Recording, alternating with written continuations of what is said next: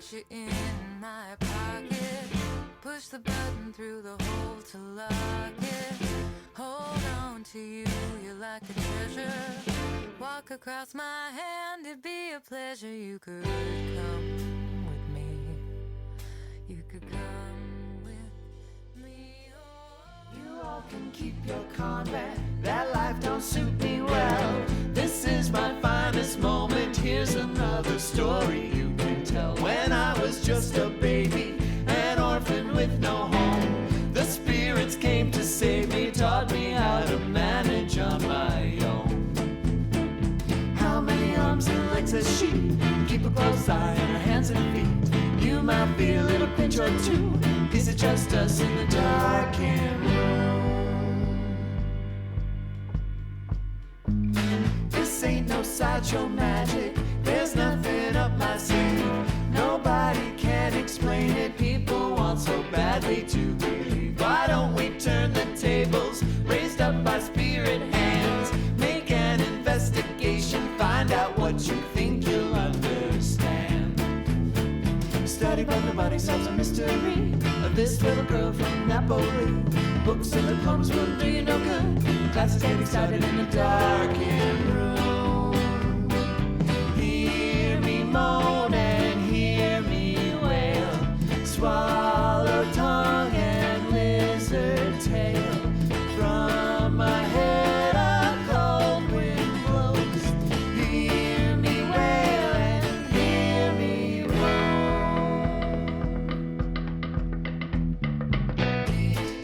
Drink, sleep, be I love and touch. The sweetest things of life, but not so.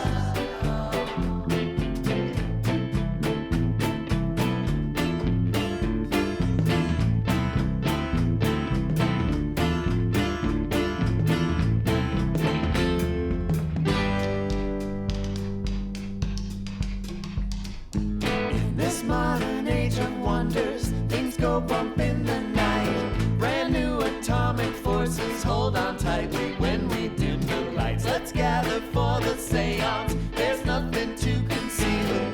You can apply your science. Do you think that you can prove what's real? Call me a faker, call me a cheat, a cracker with electricity. Your wildest theories could be true. Come and find out in the darkened room. You all can keep your comment. That life don't suit me well. This is my finest moment. Here's another story you can tell.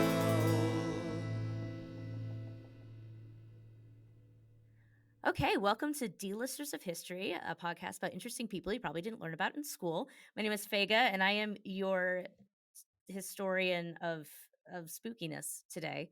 And we have a very special guest, I should say. We have Aaliyah. Did I say that right? It's Elia, and I should have Leah. mentioned that earlier, but I forgot. My apologies. Elia and Jeff from the band Charming Disaster. Hey there. Hey there. Hi. So, Charming, do you want to talk a little bit about the stuff you do, the music you make? Charming Disaster started way back about 400 years ago 400. in 2013, 2012. 2012. Oh God, so long ago. And we are a songwriting supergroup. Yes. Duo. 2-person supergroup. And we write spooky songs inspired by the dark and also whatever we happen to be obsessed Interested with Yeah. in that moment. Which could be science, could be the occult. It's usually science and the occult. Like yeah, somewhere in some there. folklore Like neat stuff that we're like stories. Yeah. that we get into. We've released 5 albums now to date, and it gets hard to count. And we actually have a new single coming out on October 27th. I don't know when this is airing. But, After that, so there's a new single out. There's a new single out. It is a haunted house kind of song about carbon monoxide poisoning.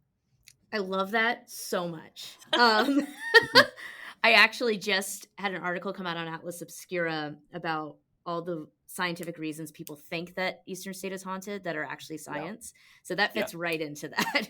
No that's carbon one of them. monoxide at Eastern State, as far as I know. Low frequency vibrations, though, because that's a thing too. Yes. Yeah. And also just the fact that it's all barrel vaulted ceilings.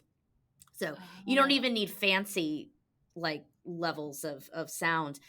Just if somebody is walking around on the other side of the prison and there's not a lot of people there, you can hear it. There's nothing soaking up the sound. It's like stone floors, and like the sound could go on forever. And you know, there's animals that live there and do stuff. Haunted animals.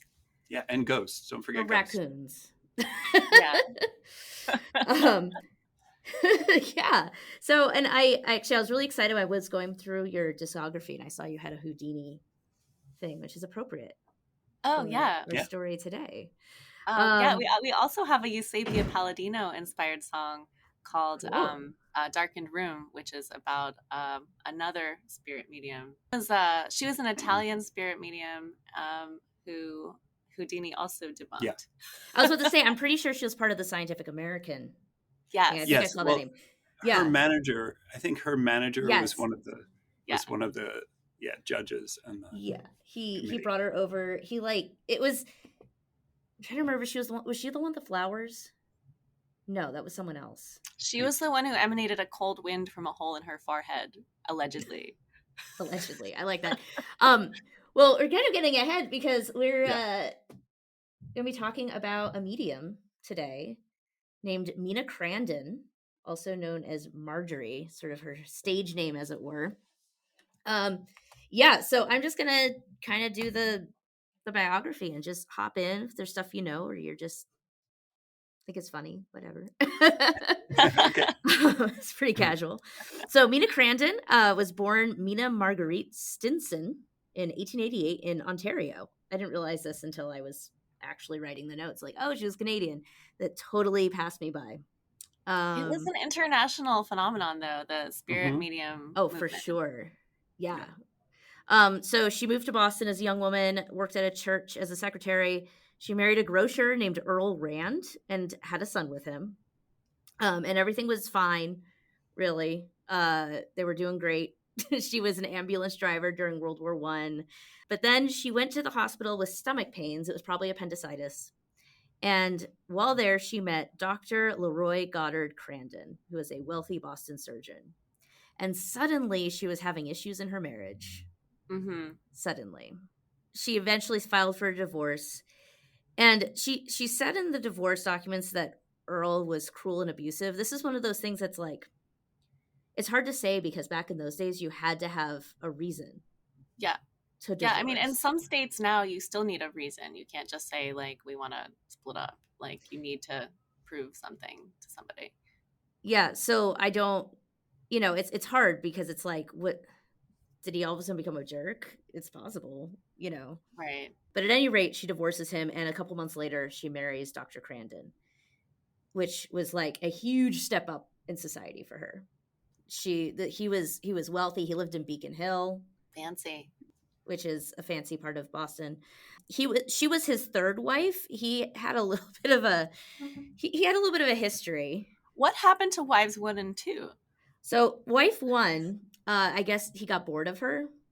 It was actually really sad. He pushed her to divorce him. Like she had to call for the divorce for some reason. And she eventually did it, but apparently in the divorce hearing, she was crying the entire time because she was not on board with this. But he was just like, I need my freedom, man. I need to spread my wings. And that was the reason he gave. That was the reason he gave, yeah. And not long after that, he gets married again to, I didn't write down her name, but this woman who was a little bit more of a socialite. And they got divorced because neither of them could keep it in their pants, basically.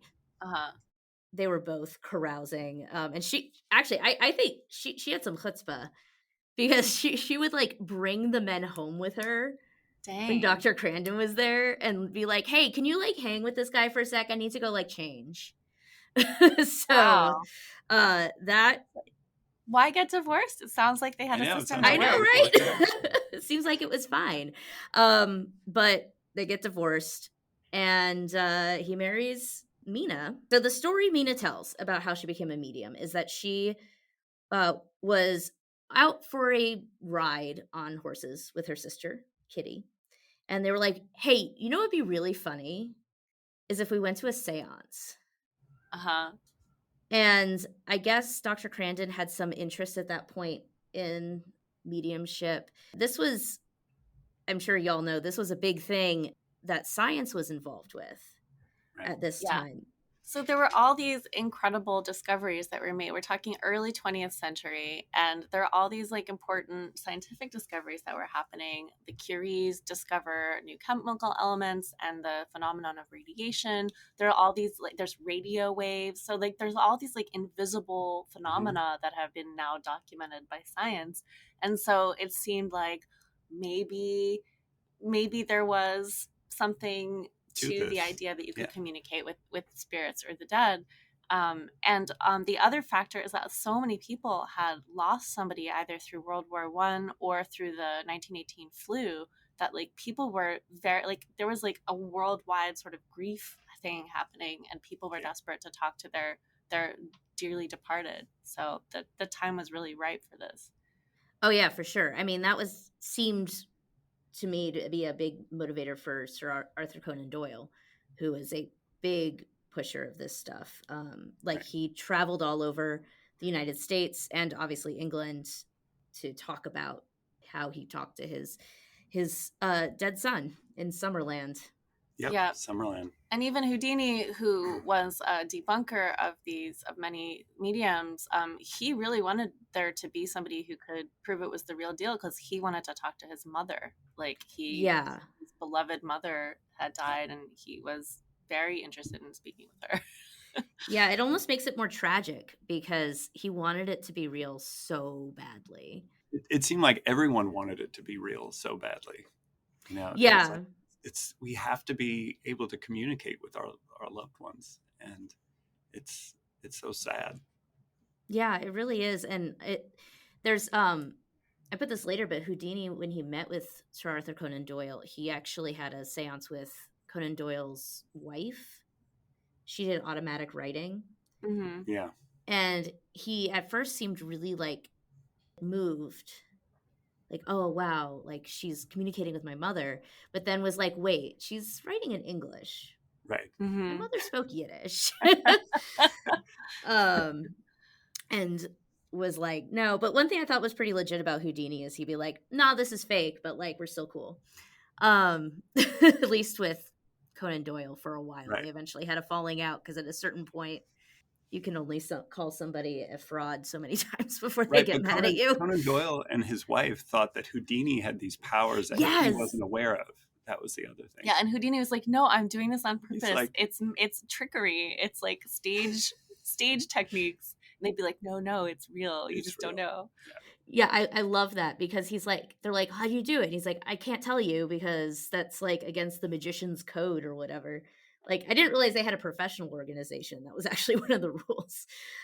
And they're like, oh, well, you just don't know. You just don't realize. You're slipping into the ether without knowing. And he's like, I swallowed a key and then regurgitated it. I learned how to regurgitate at will, yeah. But sure, okay. Yeah, I'm going into the ether. So people really wanted this to be true. And it made sense because there was so much change going on. Like you said, radio waves and stuff, like just for the average person, you can't see it. Like what? It's not observable. X-rays, X-rays are skeletons in everybody. Yeah. And even photography was kind of a new thing. And so like between all those things, it's like, well, maybe we can document it. And then you have like the whole realm of spirit photography. Which is pretty fun as well. Fun. Yeah, I didn't get too into spirit photography. There's so much with this stuff. But there was the story of the little girls who like were playing with the fairies, ended up being a fraud. Yeah, but they like took pictures and there were like fairies in it. They basically like old-timey photoshopped it. Yep, old-timey Photoshop is the answer. Photoshed. So Mina, she's out riding her horse with her sister, and she said, you know what would be really funny is if we went to a seance and then we could go home and make fun of my husband. for being into this stuff. Like, it's going to be so funny, it's going to be so weird, and then we're just going to go home and poke fun at him. So they find this spiritualist minister, and this is another aspect of, there's so much to this, spiritualism, which was a religion, but it's a religion, but it dovetails with this science thing too. Like, they tended to kind of hang together. Spiritualism got started with the Fox sisters. Yeah. Yeah, I'm guessing you're familiar Rochester. with. Yeah. Yep, in Rochester, New York.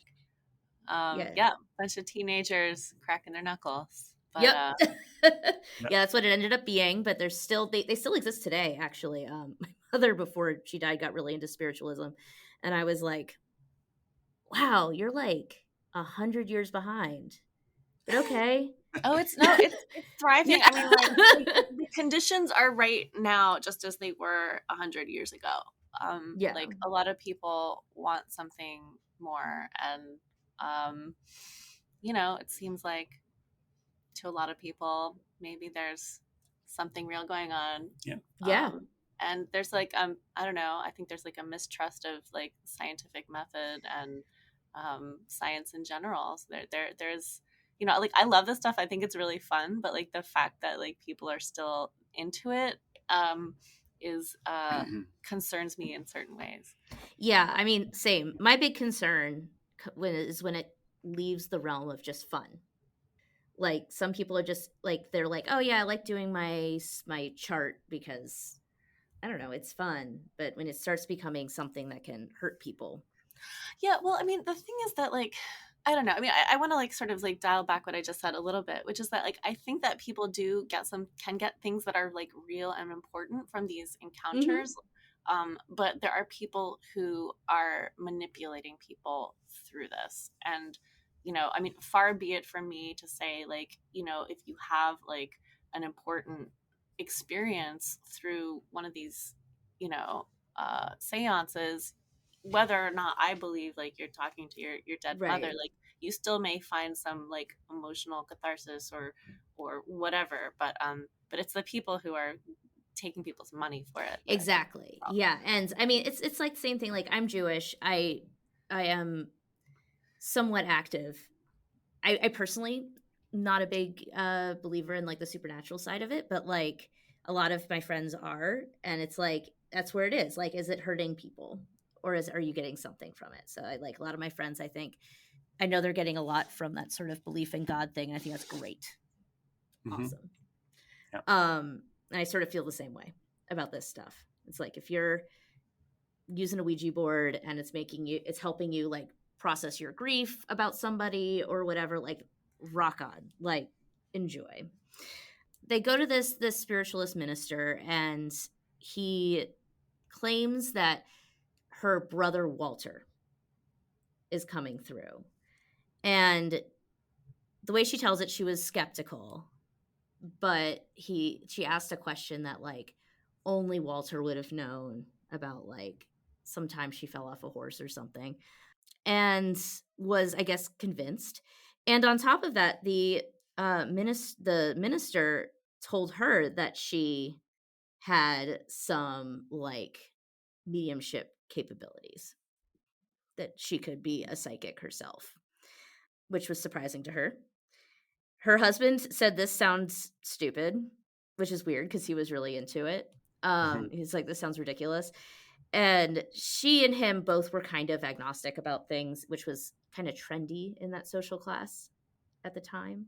Right. Oh, the other thing with Walter is he had gotten interested in this stuff when he was alive.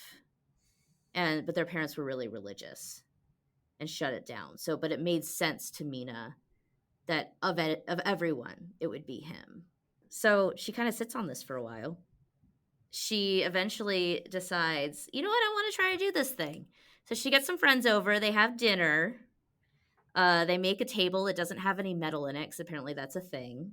And her husband like sets up some like ways of measuring things.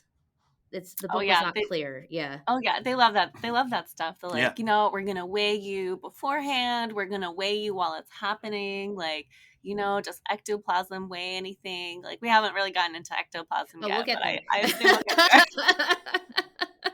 No lack of ectoplasm where Mina Crandon is concerned.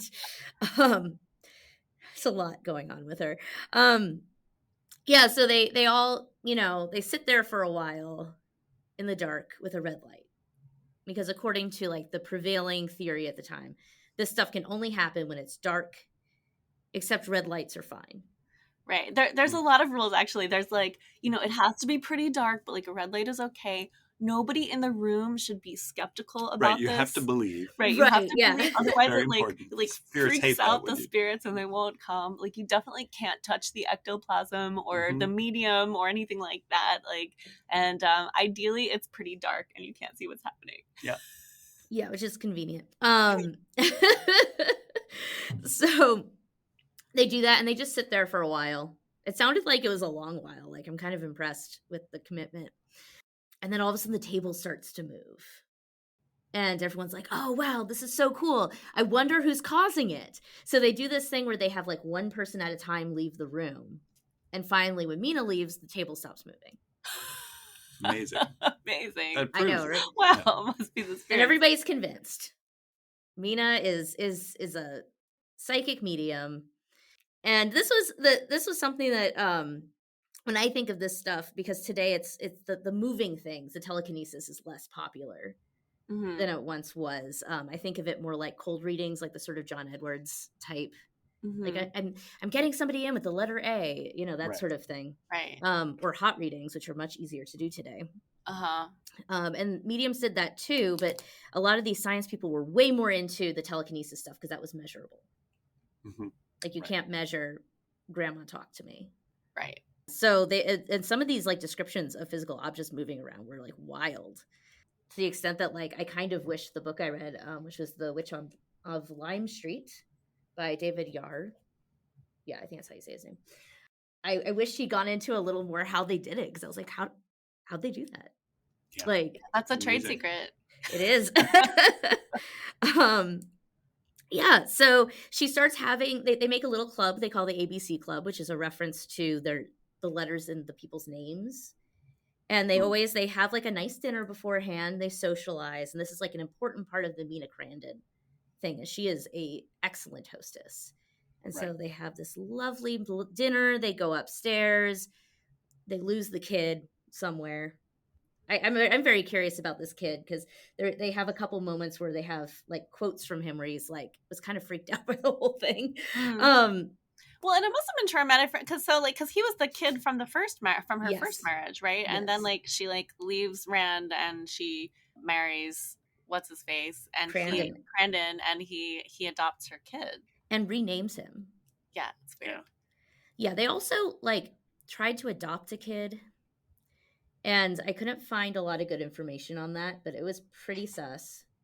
Like Dr. Crandon was accused of potentially like murdering this kid. Oh my God. It's like the kid came from England, and then they were like, never mind, we don't want you, and they sent him back, and somewhere in that process he got lost. Oh my God. Yeah. It's pretty horrifying.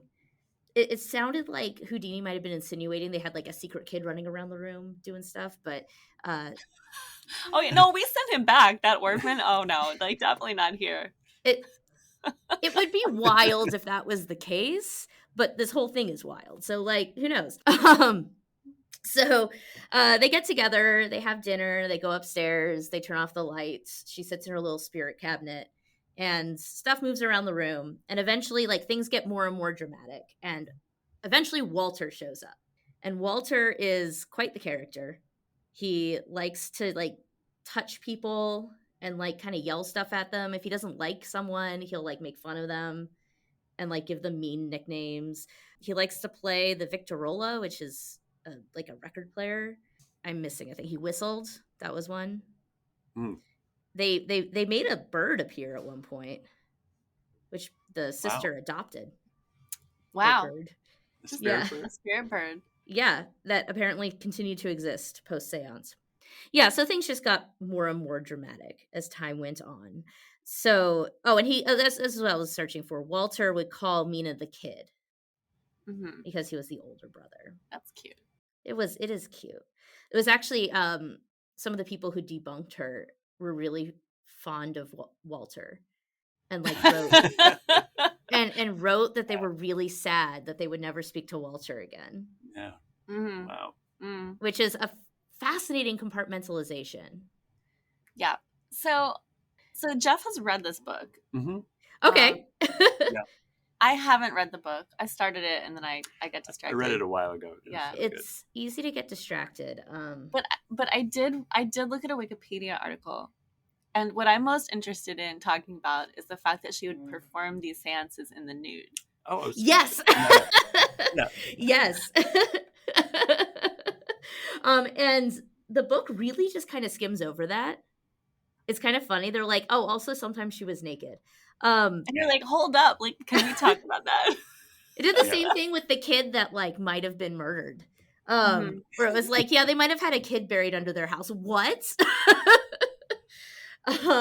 So I read that not only would she do these seances in the nude, but she would also sometimes put luminescent powder on her breasts, and like that's like a pro move. That is like hats off to Mina Crandon. And it wasn't even just that. Like she would like tell the judges, once we get to where we have judges, like, oh, go put your hands like on my thigh and you'll feel the ectoplasm coming out or whatever. Yeah, and supposedly she was like checked before she like they had like a female member like of the group like check her for, I don't know if she was hiding stuff on her naked body somewhere. Yeah, or in her vagina. That was what they were. Yes. This wasn't in the book, but I read somewhere that Houdini accused her of having like plastic surgery done so she could fit more up there. Wow. Which sometimes I'm like, okay, Houdini, calm down. Like, just it's the 1920s. Like, calm down. I mean, he was a man who knew about like putting stuff in your body. Yeah, yes, he was like, did. oh, I gotta try that. Yeah. Yeah, at one point, didn't he say, correct me if I'm wrong, but I feel like somewhere in the book he said something like if he had the same equipment that he could have done it too. Like, Oh, that's great. That's really good.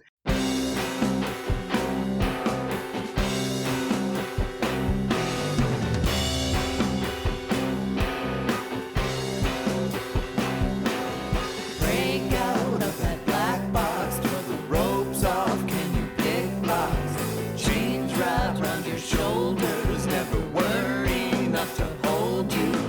Darling, cross the border, I am here now waiting for you. Can you hear me in the darkness? It's been so long, it's been so long. Wandering free in a dream of a dream. Is there somebody calling my name? Wandering free in a dream of a dream. Is there somebody calling my name? Come inside the circle where we sit among the candles. Tap up on the table, won't you send us any signal? If I could reach out and touch you, would you know me when I come through? Will you meet me in the darkness? Can we hold on? Can we hold on?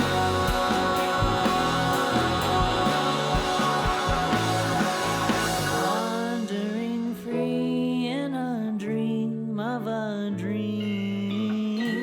Is there somebody calling my name? Wandering free in a dream of a dream. Is there somebody calling my name? Ring the bells and sound the trumpet.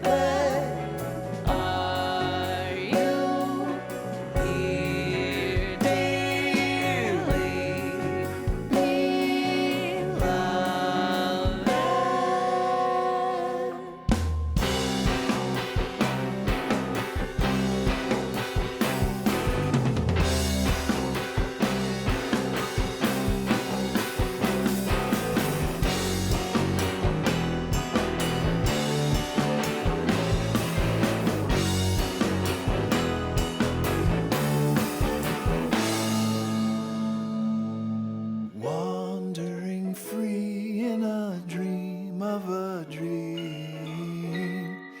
there somebody calling my name?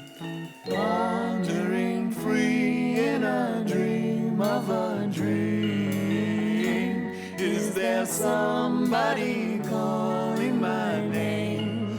Wandering free in a dream of a dream. Is there somebody calling my name? Wandering free in a dream of a dream. Is there somebody calling my name?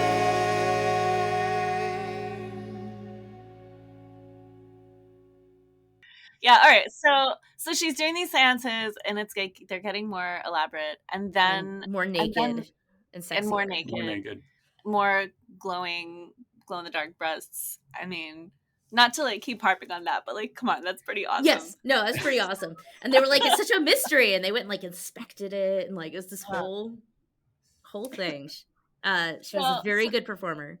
So where do we get into the Scientific American judging? Yeah, so it's around this time where things are getting really elaborate that she gets the attention of Harvard.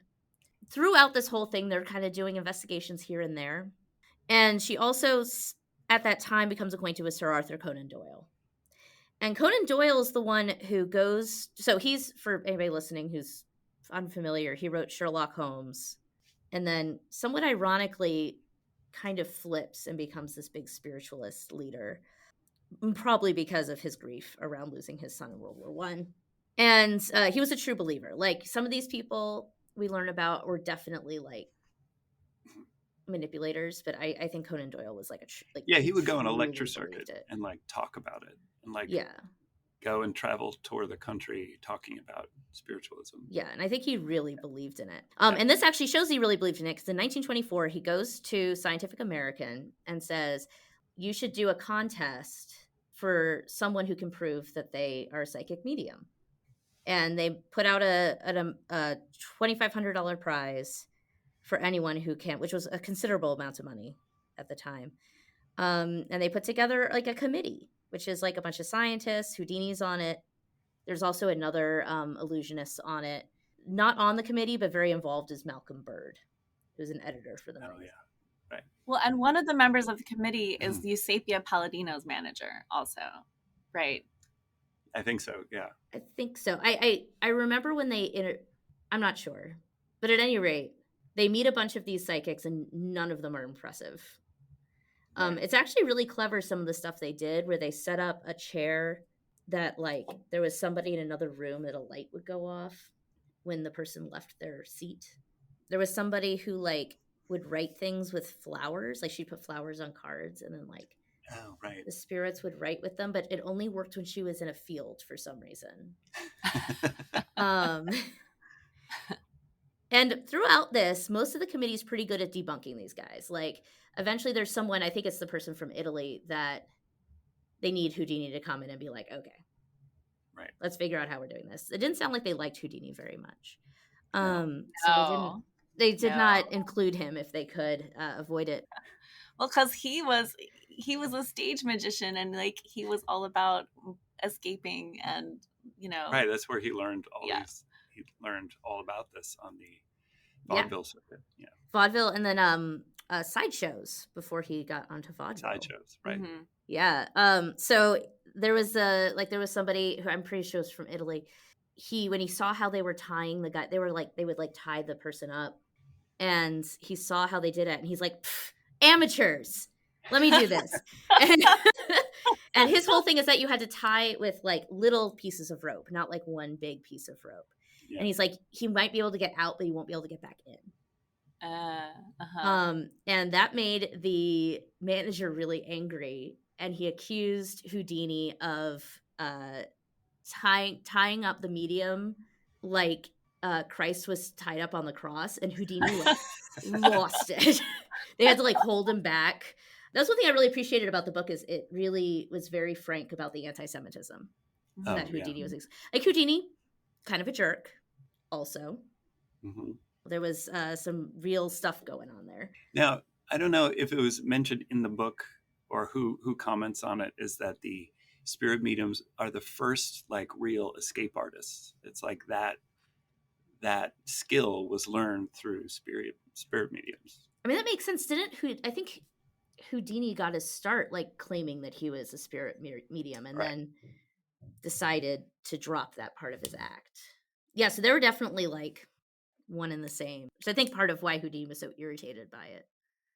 Yeah, well, and Eusapia, who is the Italian medium we mentioned earlier, who we have a song about, her husband was a stage magician. So like the two professions are very closely aligned. Yeah, and if you look up Mina Crandon on Google, it says magician, which is appropriate, I think, but not how she probably would have described herself. Yeah, so we talked about Houdini really wanted to talk to his mom. He was really close to his mom. And when she died, he was really upset. But because he was a magician, he could figure all this stuff out. Like he would go and be like, okay, this isn't real because I know you're doing X, Y, and Z. He was just basically like, every time the committee was like, okay, I think we really got someone this time. We have to interact with Houdini. And Houdini would come in and just like ruin it and just be like, no, he's doing X, Y, and Z. Bye. We're done. We're done here. Go away.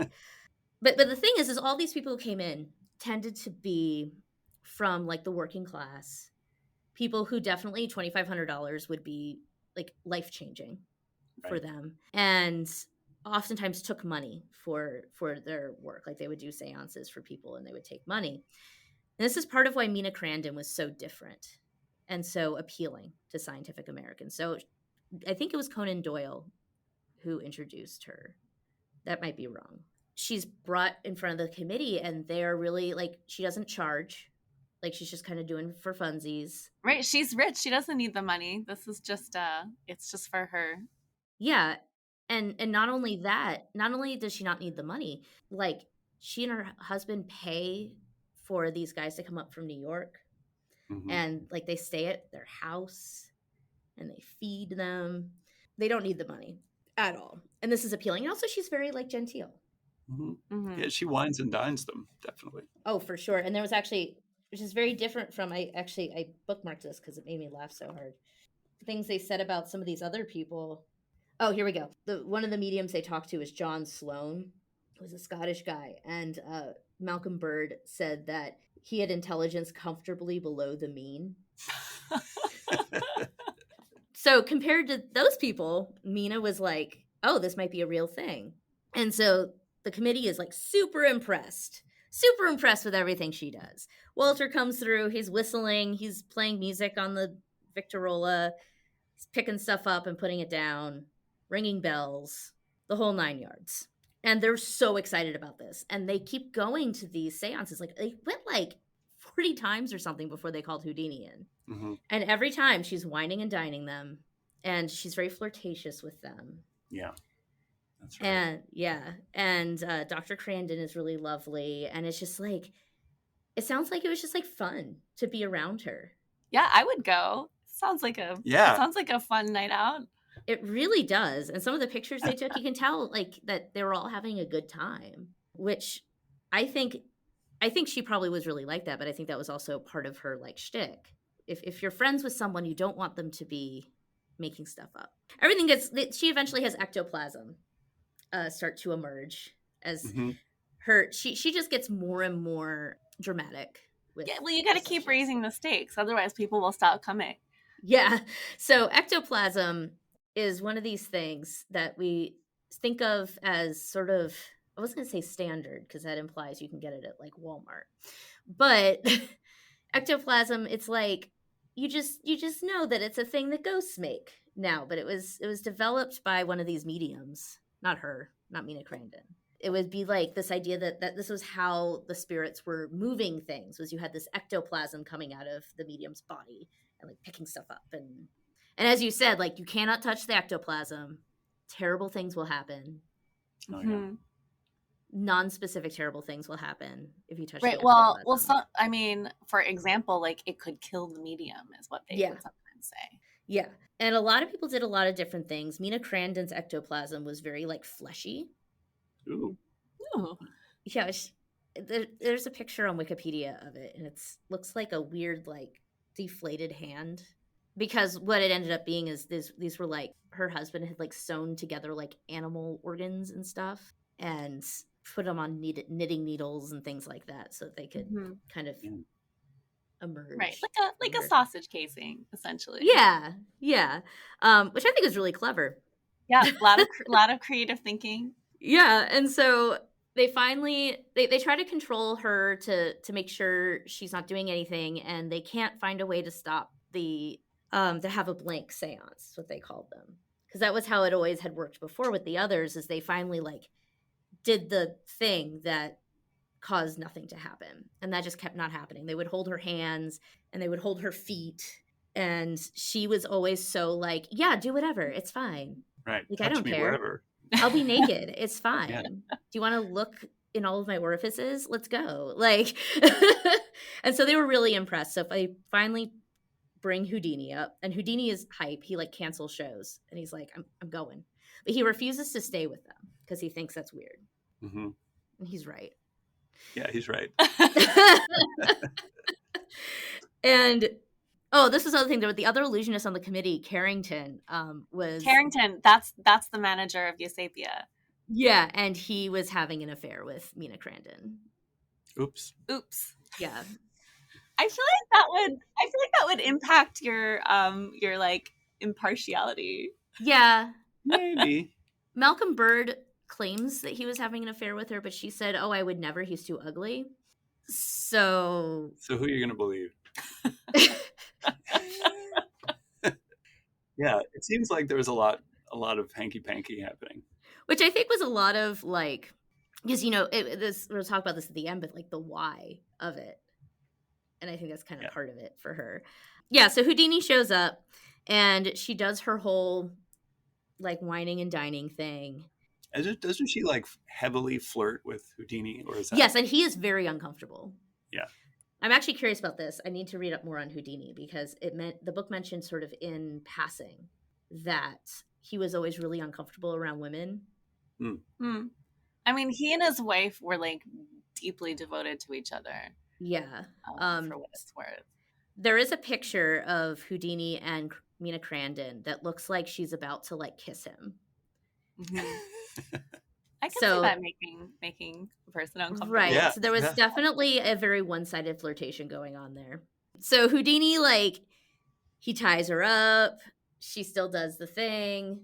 He is like very like, I know it's fake. Give me a night to think about it. Mm-hmm. I think there was a little bit of game recognize game going on there. Yeah. He's like, but I'm going to figure it out because I know it's fake. And he keeps trying to do things to like, she's doing things with her feet. So like they put her in a box and she like breaks out of the box and is like, Walter did it. Right.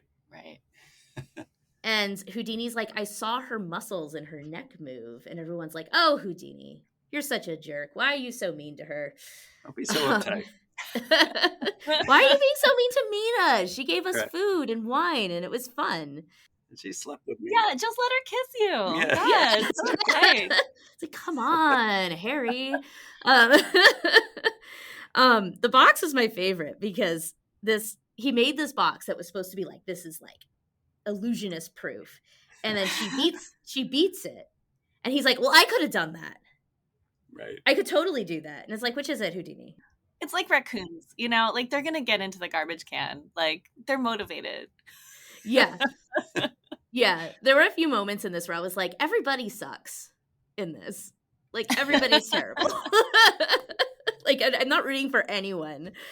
Eventually he decides that she's doing it with a mix of like her head and her feet. And he accuses some of the members of the committee of helping her. Right. Much later, Malcolm Bird does say that he knew that Carrington was helping her. Of course Carrington was helping her. I mean, come on. Yeah. He was just jealous. That's all. Yeah, he was jealous that he was too ugly, apparently. That's too ugly. Yeah. I'm curious. Now I want to know more about Carrington because, like, he was the manager of one medium and was amorously involved with another one. Like, yeah, I mean, I could see why they would have him on the committee just because, like, oh, you know how this works.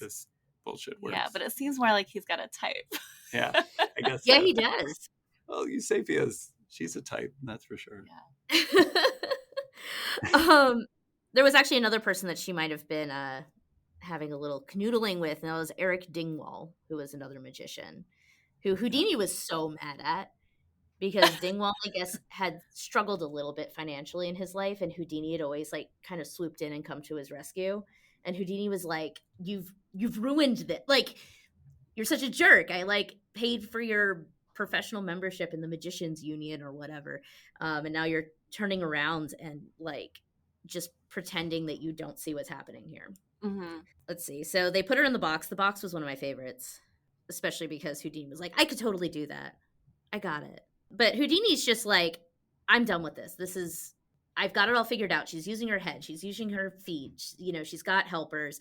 At one point, there's this whole thing with a ruler where he finds a ruler in the box, and they accuse him of putting the ruler in the box. And so at this point at the seances, now they're like holding her down and holding Houdini down. Right. Which, like, if they couldn't hold these seances, these like various mediums down, I don't know why they think they can keep Houdini under control. The guy, this is his whole thing.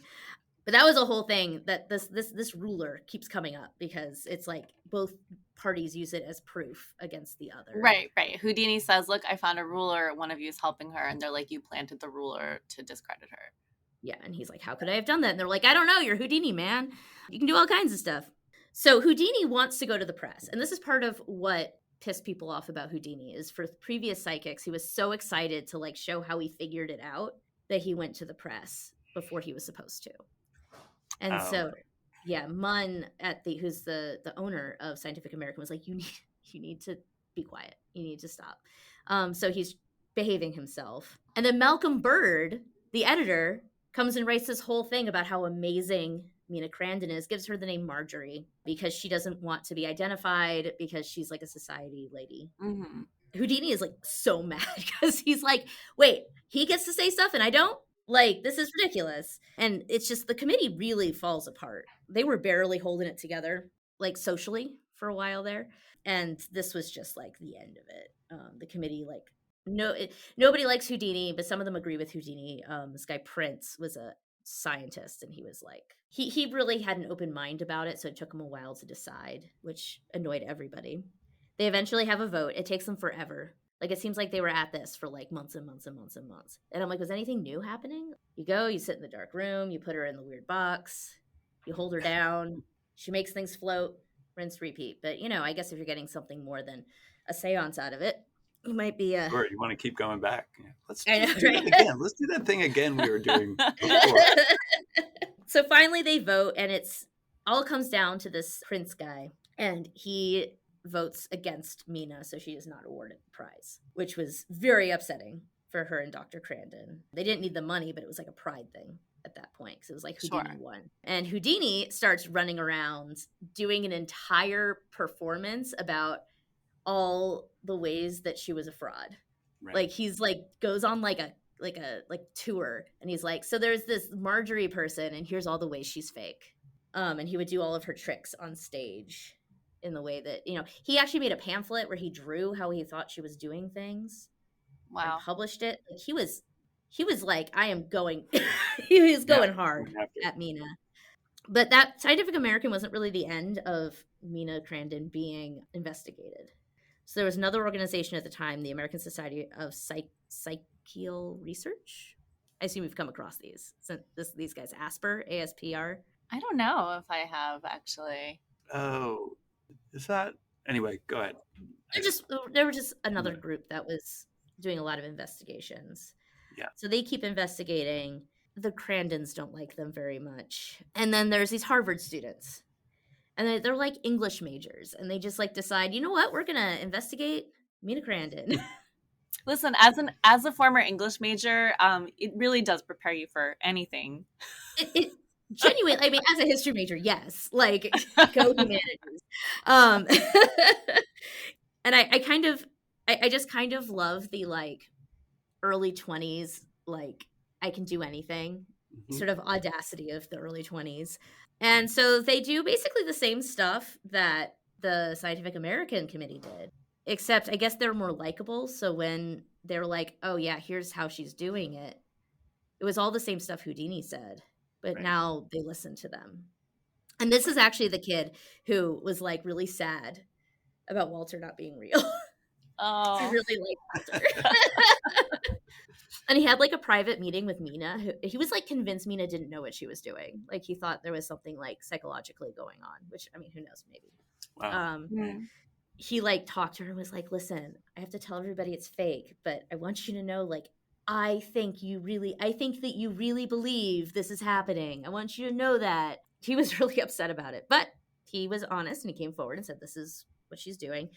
And that was very much, that wasn't the end of her career as a medium, but like that was an important moment. Because people were like, okay, a nice person said that she's fake. Right. mm-hmm. So I guess we have to believe it now. She and her husband go to Europe and travel around and do their thing, their ectoplasm. It's nice that, you know, she could keep that up. Well, and this is one of the things of like, why was she doing this? Because Right. at least in the beginning, she didn't want money, she didn't want notoriety, and there's some theories that she did this to keep her husband's attention. Because remember, he had divorced 2 women already because he got bored. Mm-hmm. So, Right. and he was into this stuff, and clearly she was very gifted at it. But like things get rough. She slips into a depression after he dies. She, like during a seance, tries to die by suicide by climbing to the top of the roof of a house. Oof. Well, supposedly under the influence of a spirit, not Walter, some other spirit. Mm-hmm. So like it's really sad just how that all descended.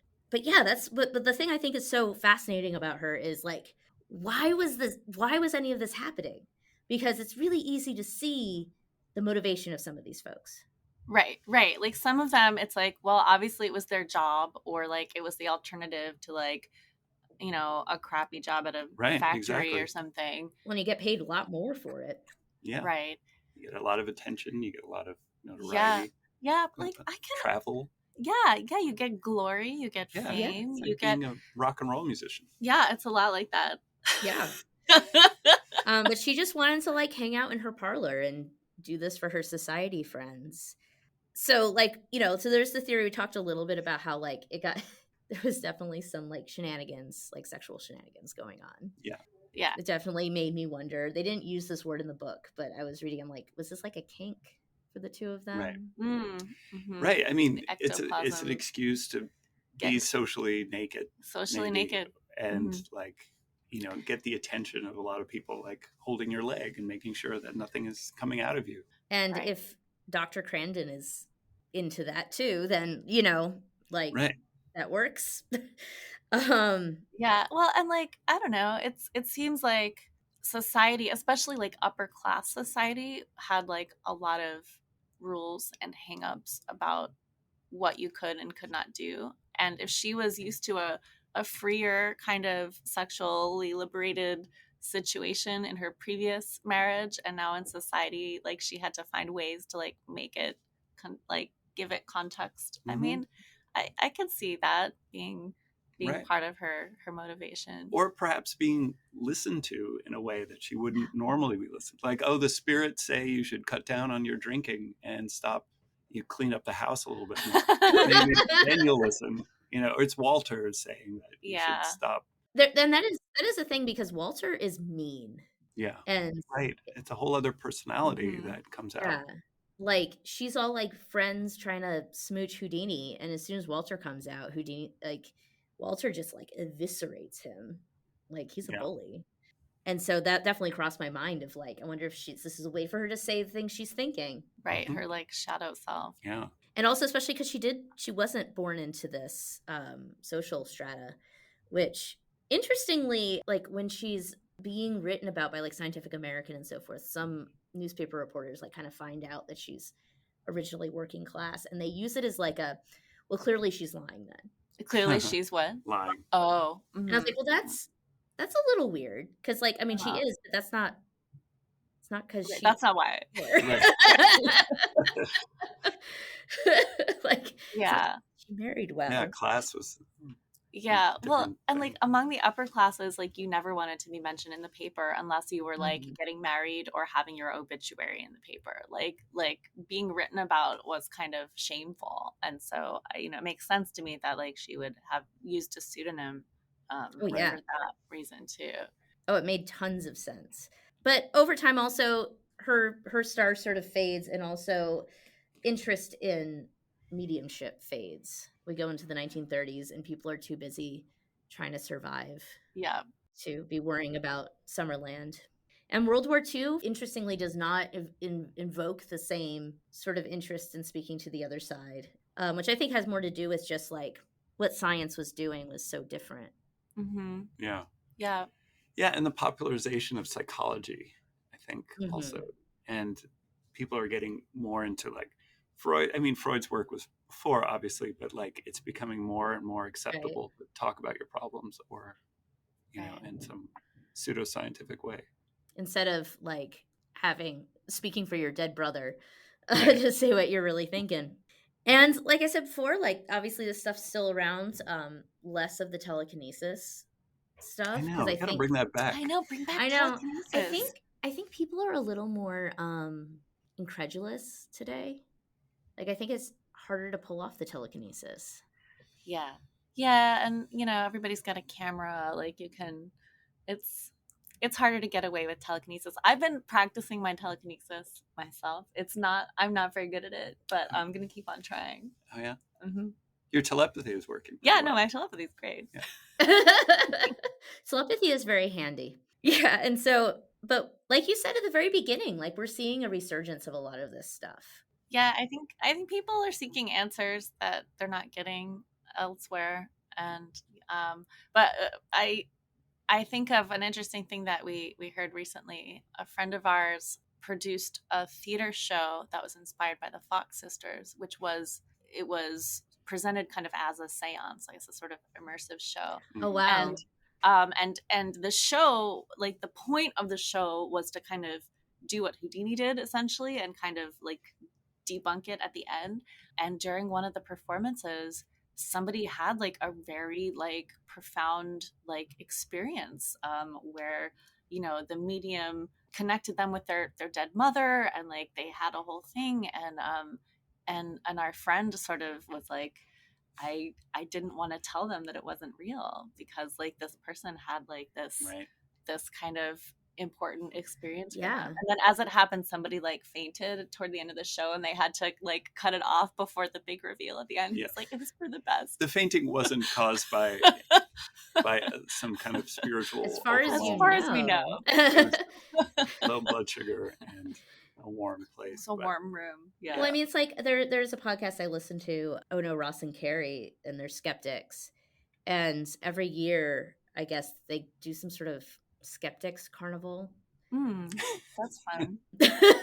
Sure. But he every year does a cold reading thing, where he sits in a booth and wears a goofy outfit and does cold reading, and he straight up says this is what I'm doing, here's an explanation.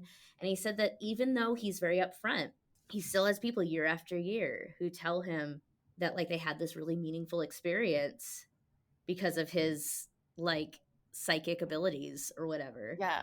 Well, it's a little like the placebo effect, where even when a doctor says I'm giving you a placebo, often, I was just reading an article about how powerful the placebo effect is, and that even in situations where it's an open study, and many of the people who are given a placebo still experience some kind of benefit compared to not having anything happen. And the theory is that having this kind of encounter with somebody who is listening to you and providing care in a certain way is really effective for certain kinds of pain, physical or psychological. And so the point in some of the time, I think it's it doesn't matter if it's real. Yeah.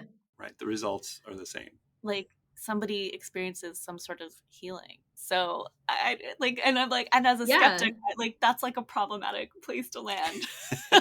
I think it's reasonable. I always say to people, and they ask me, because I work in this very famously haunted place sometimes, if I've ever had any experiences, whatever. And it's well, no, but for me, figuring out what's actually happening is part of the fun. because of the hope that at some point maybe the science will hit a wall. Yeah, sure. And how exciting will that be when that moment happens? But it's also the power of suggestibility. You're in this place that's bathed in red light. I know just last night I felt like my radio kind of like shift, and I was like, oh shit, am I wrong about everything? And it's like, you know, or like the antenna got stuck on my shirt and like like I was like pacing around like but there's that moment of like you're in that space and you're like, you want it to be real. Right. You want it to be the situation that even Houdini can't explain. Yeah. But we're not there yet. No, not yet.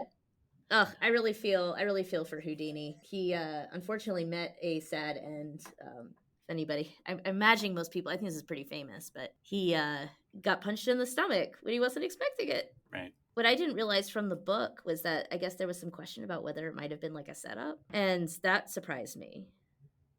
Oh, right. Oh, yeah. I feel like there's something about the story that's apocryphal, but I don't remember which part of the story is apocryphal. That like part seemed odd to me. Like there was the gut punch because he had a thing where he would ask people to punch him, and he would like tighten his core, and like his core was very strong, and somebody caught him off guard, or it was a setup. But I have also heard that that's not really the story, and that it was like appendicitis or something, or that like he burst his appendix, or he was also sick at the time. He was very sick. And had like broken his ankle and kept going. Like this man, according to the book, the punch caused his appendix to burst. So I'm not a doctor. I don't know what I'm talking about. Or did it? Or what? Maybe it was the ghosts getting revenge. That's right. Well, okay. So thank you for coming on and chatting with me about spooky stuff. Thanks for having us. Yeah. Do you have anything you want to plug, where to find you online and all that good stuff? Yeah, folks can find us online at charmingdisaster.com. Our music's on all of the major listening platforms, and we're on Instagram and TikTok and all those things. All the things. But specifically, we think people should check out our song Houdini, which you mentioned earlier, and our song Darkened Room, which is about Eusapia Palladino, a spirit medium very similar to Mina Crandon in her strategies. And then our latest song Cherry Red, which is the haunted house carbon monoxide tune. Yeah, there's something for everyone. I love that. I'm excited for the carbon monoxide one. Just so good. Okay, well, thank you. Thanks so much. It was fun chatting with you. Thank you so much for listening to D-Listers of History. If you enjoyed yourself, be sure to subscribe and drop us a review on whatever platform you listen on. And a big thank you to Charming Disaster for providing the music for this program. At the very beginning, you heard Darkened Room, and the interstitial was Houdini. And stick around for the end of this, because we will have their new single, Cherry Red, which is the carbon monoxide one. D-Listers of History is a member of the World Podcast Network. Head over to nycpodcastnetwork.com and give this episode a like to help our rankings. A huge thank you to April Keys for the use of the song Misfit from her album Mountain View. You can find her on all the various social media platforms. You can find us on Instagram, Facebook, and sometimes TikTok at D-Listers of History, no hyphens. A big shout out to the folks supporting us on Patreon. If you want to support us and get access to all sorts of exclusive content, early episode releases, stuff like that, you can find that and more on our website, dlistersofhistory.com. Again, no hyphens. Also on the website, you can find our sort of baby merch store. And I really encourage you to spread the word about the podcast. Just word of mouth is how these things oftentimes happen. So we appreciate any sort of bump you can give this crazy project we're doing here. Our episodes release every other week, so the next episode will be out on November 27th, and we'll be chatting with Rebecca Bratspees, who is an author about Major William Francis Deegan. And now, enjoy Charming Disaster's new single, Cherry Red, and get your carbon monoxide detectors checked.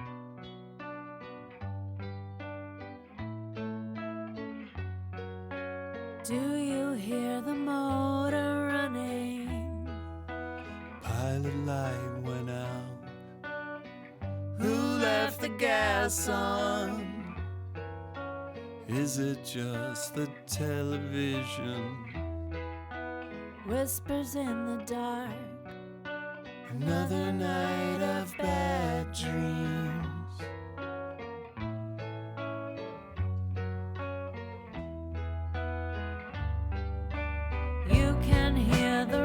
restless spirits.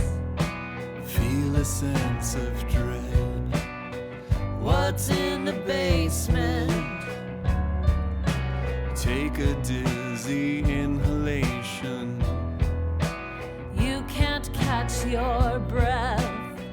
You've got the vapors. Cherry red, that's how you'll know. The evidence when blood runs cold. Nobody said you need a ghost To have your house be haunted. Have your house be Have your house be haunted. Have your house be haunted.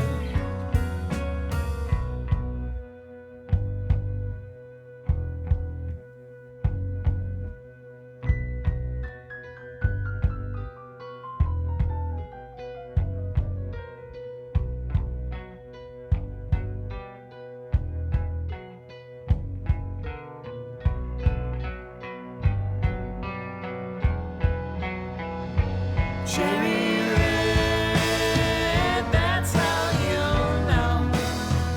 The evidence when blood runs cold. Nobody said you need a ghost To have your house be haunted. Have your house be Have your house be haunted. Have your house be haunted.